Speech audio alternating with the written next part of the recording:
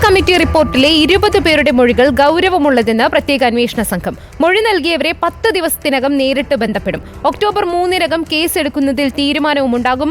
അശ്വിൻ ഡിയാഗോയുണ്ട് വിശദാംശങ്ങളുമായി. അശ്വിൻ, ഇപ്പോൾ ഈ ഹേമ കമ്മിറ്റി റിപ്പോർട്ടിലെ 20 പേരുടെ മൊഴികൾ ഗൗരവമുള്ളതെന്നാണ് പ്രത്യേക അന്വേഷണ സംഘം പറയുന്നത്. അങ്ങനെയെങ്കിൽ ഇതിനകത്ത് ഈ മൊഴികളിൽ വളരെ ഗുരുതരമായ കാര്യങ്ങൾ തന്നെയായിരിക്കില്ലേ ഉണ്ടാവുക?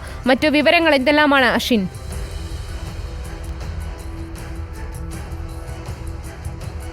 തുളസി, ഇന്നലെ തിരുവനന്തപുരത്ത് ഒരു അതിനിർണായകമായ യോഗം ചേർന്നു. ഇവിടെ പോലീസ് ആസ്ഥാനത്തായിരുന്നു ഈ യോഗം. അന്വേഷണ ചുമതലയുള്ള ക്രൈംബ്രാഞ്ചിൻ്റെ തലവൻ കൂടിയായിട്ടുള്ള എച്ച് വെങ്കടേഷിൻ്റെ നേതൃത്വത്തിലായിരുന്നു ഈ ഒരു യോഗം ചേർന്നത്.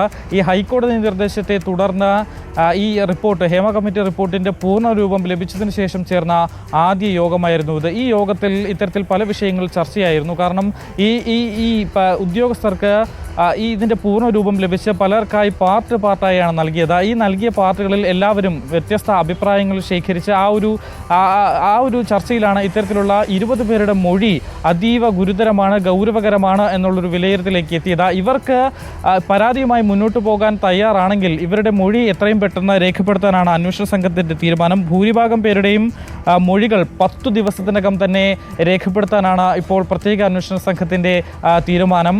മാത്രമല്ല, ആദ്യം ഇവരോട് ചോദിച്ചറിയുക, ഇവർക്ക് ഈ ഒരു പരാതിയുമായി മുന്നോട്ട് പോകാൻ തയ്യാറാണോ എന്നുള്ളതാണ് ആദ്യം ചോദിച്ച് മനസ്സിലാക്കുക. ശേഷമാകും ഈ പരാതിയിൽ ഇവരുടെ മൊഴി രേഖപ്പെടുത്തുക എന്നുള്ളതാണ് നമുക്ക് മനസ്സിലാക്കാൻ സാധിക്കുന്നത്. മറ്റൊരു കാര്യം, ഈ WCC ഈ ഹേമ കമ്മിറ്റി അംഗങ്ങളിൽ പലരുടെയും ഇത്തരത്തിൽ അന്വേഷണ സംഘം വിവരങ്ങൾ ചോദിച്ചറിയും മൊഴി രേഖപ്പെടുത്തുമെന്നാണ് നമുക്ക് മനസ്സിലാക്കാൻ സാധിക്കുന്നത്. കാരണം ഈ റിപ്പോർട്ടിൽ പലയിടത്തും പേരുകൾ പരാമർശിക്കാത്ത ഭാഗങ്ങളുണ്ട്. ഇത് ആരൊക്കെയാണ് എന്ന് കൃത്യമായി അറിയുന്നതിന് വേണ്ടിയാണ് അന്വേഷണ സംഘം ഈ ഹേമ കമ്മിറ്റിയിലെ ആളുകളുടെ മൊഴികൾ കൂടി രേഖപ്പെടുത്തുന്നത് എന്നുള്ളതാണ് നമുക്ക് മനസ്സിലാക്കാൻ സാധിക്കുന്നത്. എന്തായാലും ഈ ഹേമ കമ്മിറ്റി റിപ്പോർട്ടിനെ സംബന്ധിച്ച കേസ് ഒക്ടോബർ 3-ന് ഹൈക്കോടതി പരിഗണിക്കും എന്നുമാണ് നമുക്ക് മനസ്സിലാക്കാൻ സാധിക്കുന്നത്. ഈ വിഷയത്തിൽ അതിവേഗം നടപടികൾ പൂർത്തിയാക്കാനുള്ള നീക്കത്തിലാണ് അന്വേഷണ സംഘം ഉള്ളത് എന്നുള്ളതാണ്. കഴിഞ്ഞ ദിവസം തന്നെ ഇത്തരത്തിൽ ഒരു പ്രധാന നിർണായക യോഗം തിരുവനന്തപുരത്ത് ചേർന്നു. ആ യോഗത്തിൽ ഇത്തരത്തിൽ 20 പേരുടെ മൊഴി അതീവ ഗൗരവകരമാണ് എന്നൊരു വിലയിരുത്തലേക്ക് എത്തുന്നു. ഈ ആളുകളെ എത്രയും പെട്ടെന്ന് തന്നെ കേസുമായി മുന്നോട്ട് പോകാൻ തയ്യാറാണെങ്കിൽ അവരുടെ മൊഴി രേഖപ്പെടുത്തുന്ന കാര്യങ്ങളിലേക്ക് നീങ്ങുന്നു. എന്തായാലും ഈ ഒരു വിഷയത്തിൽ നേരത്തെ ഹൈക്കോടതി ഇടപെട്ടാണ് ഈ ഒരു വിഷയം ഇത്രയും സംഭവം ഈ ഒരു ദിശയിലേക്ക് നീങ്ങുന്നത് എന്നുള്ളതാണ് ഏറ്റവും പ്രധാനപ്പെട്ട കാര്യം. മാത്രമല്ല, ഈ ആക്ഷൻ ടേക്കൺ പ്ലാൻ ഈ ഒരു വിഷയത്തിൽ ഹൈക്കോടതിയെ സർക്കാരിന് അറിയിക്കേണ്ട ബാധ്യതയുണ്ട്. സർക്കാരിനോട് ആവശ്യപ്പെട്ടിട്ടുള്ളത് അടുത്ത മാസം തന്നെ ഈ ഒരു പരാതിന്മേലുള്ള നടപടിയിൽ അതിൽ ആക്ഷൻ ടേക്കൺ അത് ഹൈക്കോടതിയെ അറിയിക്കണമെന്ന് സർക്കാരിനെ അറിയിച്ചിട്ടുണ്ട്. എന്ത് നിലപാടാണ് സർക്കാർ ഇത്തരത്തിൽ ഹൈക്കോടതിയെ അറിയിക്കുക എന്നുള്ളതും ഒരു പ്രധാന ചോദ്യമാണ്. എന്തായാലും ഈ ഒരു വിഷയത്തിൽ അതീവ വേഗതയിൽ കാര്യങ്ങൾ നീങ്ങുന്നു. ഈ അന്വേഷണം അതിൻ്റെ അടുത്ത ഘട്ടത്തിലേക്ക് നീങ്ങുന്നു. 20 പേരുടെ മൊഴി രേഖപ്പെടുത്തുന്നു. ഏതാണ്ട് 50ഓളം പേരാണ് ഹേമ കമ്മിറ്റിക്ക് മുന്നിൽ മൊഴി നൽകിയിട്ടുള്ളത്. ഈ മൊഴി നൽകിയവരിൽ 20 പേരുടെ മൊഴി അതീവ ഗൗരവകരമാണ് എന്നുള്ളൊരു വിലയിരുത്തലിലേക്കാണ് ഇപ്പോൾ അന്വേഷണ സംഘം എത്തിയിട്ടുള്ളതും. തുളസി, അശ്വിൻ, ഈ ഹേമ കമ്മിറ്റി റിപ്പോർട്ടിൽ മൊഴി നൽകിയിട്ടുള്ളവർ പരാതിയുമായി മുന്നോട്ട് വരുമോ അല്ലെങ്കിൽ മുന്നോട്ട് പോകുമോ എന്ന കാര്യത്തിൽ ഇപ്പോൾ ഈ ഘട്ടത്തിൽ നമുക്ക് ഉറപ്പ് പറയാൻ പറ്റില്ല. പക്ഷേ ഈ 20 പേരുടെ മൊഴി അത്രയും ഗൗരവമുള്ളതെന്ന് പറയുമ്പോൾ ഇവരുമായി ഈ 20 പേരുമായി പ്രാഥമികമായിട്ടൊരു ചർച്ച അല്ലെങ്കിൽ അവരുമായി സംസാരിച്ചിട്ടുണ്ടോ? ഇവരുടെ മൊഴി എടുത്തിട്ടുണ്ടോ? ഏതെങ്കിലും പ്രാഥമികമായിട്ടുള്ള രീതിയിൽ സംസാരിച്ചിട്ടുണ്ടോ ഇക്കാര്യത്തിൽ SIT?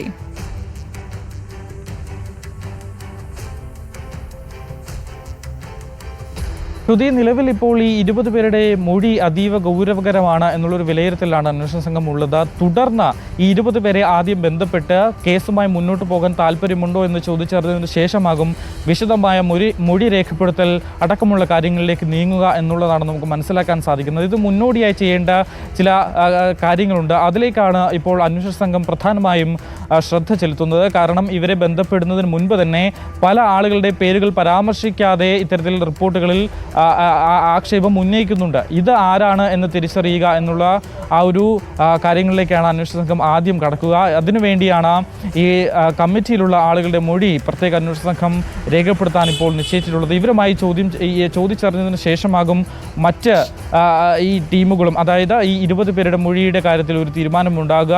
4 ടീമുകളായി തിരിഞ്ഞായിരിക്കും, പ്രത്യേക അന്വേഷണ സംഘത്തിൻ്റെ 4 ടീമുകളായി തിരിഞ്ഞായിരിക്കും മൊഴിയെടുപ്പ് നടത്തുക എന്നുള്ളതും നമുക്ക് മനസ്സിലാക്കാൻ സാധിക്കുന്നു. ദ്രുതഗതിയിൽ തന്നെ കാര്യങ്ങൾ നീങ്ങുന്നു. എത്രയും വേഗം ഈ പരാതി നൽകിയ അല്ലെങ്കിൽ ഈ മൊഴി നൽകിയിട്ടുള്ള 20 പേർക്ക് പരാതിയുമായി മുന്നോട്ട് പോകാൻ താല്പര്യമുണ്ടെങ്കിൽ അവരുടെ മൊഴി രേഖപ്പെടുത്തുക എന്നൊരു അടുത്ത സ്റ്റെപ്പിലേക്കാണ് കാര്യങ്ങൾ നീങ്ങുന്നത്. ഇത് ഉടനെ തന്നെ 10 ദിവസത്തിനകം തന്നെ ഈ മൊഴികൾ രേഖപ്പെടുത്തുകയും ചെയ്യും.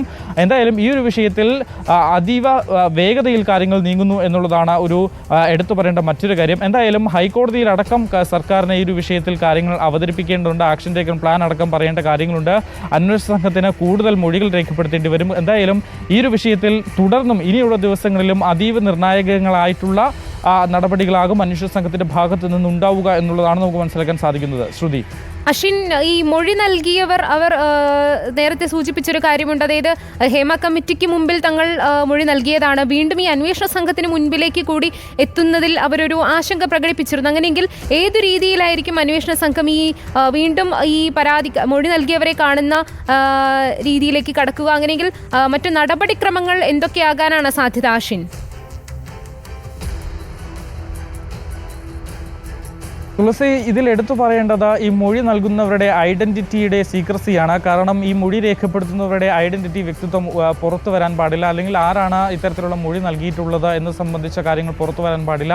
അത് പ്രത്യേകം ശ്രദ്ധിച്ചായിരിക്കും ഇപ്പോൾ ഈ അന്വേഷണ സംഘം മൊഴി രേഖപ്പെടുത്തുക എന്നുള്ളതാണ് നമുക്ക് മനസ്സിലാക്കാൻ സാധിക്കുന്നത്. കാരണം ഈ വിവരാവകാശ അതിൻ്റെ ആ ഒരു നിയമത്തിൽ പെടാത്ത ഡീറ്റെയിൽസ് അടക്കം അല്ലെങ്കിൽ ആ റിപ്പോർട്ടിൻ്റെ പൂർണ്ണ രൂപം കഴിഞ്ഞ ദിവസമാണ് ഇത്തരത്തിൽ ഈ അന്വേഷണ ഉദ്യോഗസ്ഥർക്ക് ലഭിച്ചതും. അത് ഇവർ പാർട്ടായി ഓരോ ഉദ്യോഗസ്ഥർ പഠിച്ചതിന് ശേഷമാണ് ഈ ഒരു കാര്യങ്ങളിലേക്ക് നിഗമനത്തിലേക്കൊക്കെ എത്തുന്നത്. അതുകൊണ്ട് തന്നെ ഈ പരാതി നൽകിയിട്ടുള്ള അല്ലെങ്കിൽ ഈ മൊഴി നൽകിയിട്ടുള്ള 20 പേരുടെ പ്രൈവസി അത് കീപ്പ് ചെയ്യുക എന്നുള്ളതാണ് അന്വേഷണ സംഘത്തിൻ്റെ ഏറ്റവും പ്രധാനപ്പെട്ട കാര്യം. അതുകൊണ്ട് അതീവ രഹസ്യ സ്വഭാവത്തോടു കൂടിയാകാം ഈ ഒരു മൊഴി എടുക്കുക എന്നുള്ളതാണ് നമുക്ക് മനസ്സിലാക്കാൻ സാധിക്കുന്നത്. കാരണം പല വെളിപ്പെടുത്തലുകൾ അത് അതീവ ഗുരുതരമാണ് എന്നുള്ളത് അന്വേഷണ സംഘം തന്നെ പറയുന്നുമുണ്ട്. അപ്പോൾ ഈ ഒരു സാഹചര്യത്തിൽ ഇവരുടെ ഈ ഒരു പ്രൈവസി കീപ്പ് ചെയ്തുകൊണ്ടുള്ള മൊഴിയെടുപ്പിലേക്കായിരിക്കും കാര്യങ്ങൾ നീങ്ങുക. ഇതിനുവേണ്ടി 4 ടീമുകളായി തിരിഞ്ഞ അടുത്തയാഴ്ച തന്നെ ഇത്തരത്തിൽ മൊഴിയെടുപ്പിലേക്ക് കടക്കും എന്നുള്ളതാണ് നമുക്കിപ്പോൾ മനസ്സിലാക്കാൻ കഴിയുന്നതും. ശ്രുതി. ഓക്കെ, അശ്വിൻ ഡിയാഗോയാണ് വിശദാംശങ്ങൾ നൽകിയത്.